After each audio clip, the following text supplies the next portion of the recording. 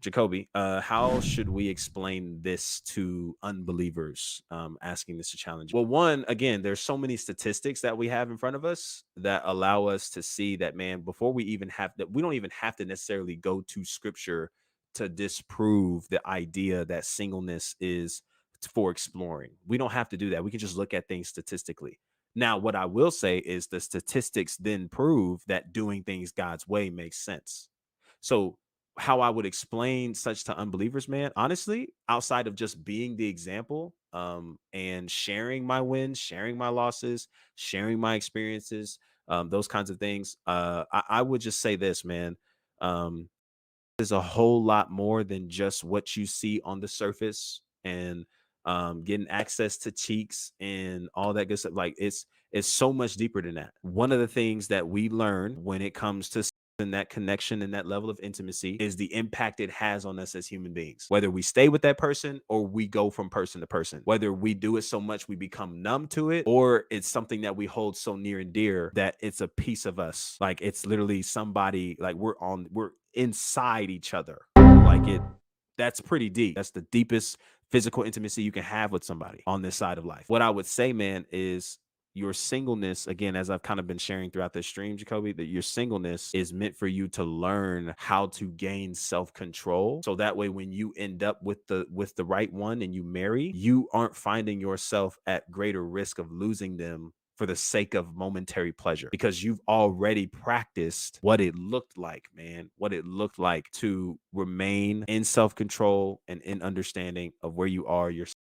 and more importantly, what it's designed for. You were able to enjoy that. You were able to maximize that. You were able to get the right understanding on that. And you also are able to see like what's on the other side of you stepping out of that relationship to get that momentary pleasure. Like, and you'll see, man, because of the person that you're married to, and you're like, man, she's it. She's it. I don't have to go nowhere, do nothing, man. Like, it's not worth, man. Nah. The equity and all that we've invested here, it's not worth stepping out for a moment.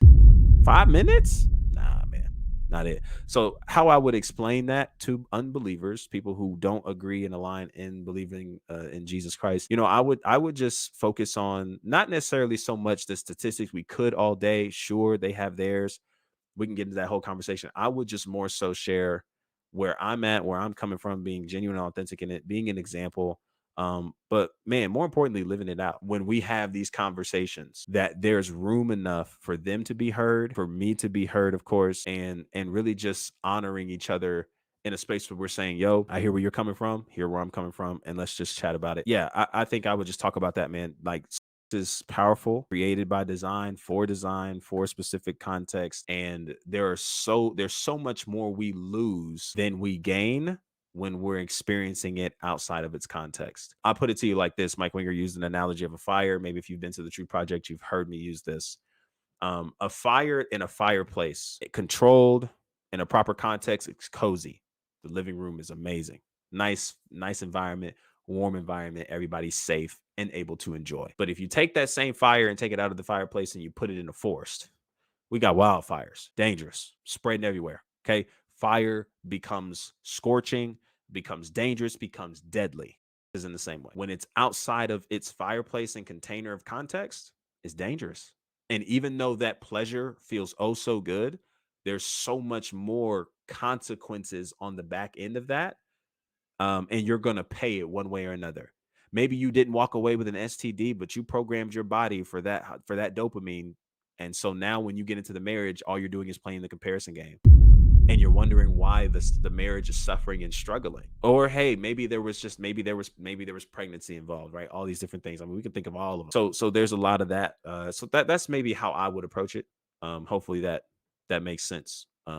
Jacoby, hopefully that makes sense. This clip is from one of my recent YouTube live streams. You can come over and check out when we go live, typically once a week. Find your boy, subscribe, turn on the post notifications so you don't miss when we're going live and all that we've got going on over on this channel. All right, peace.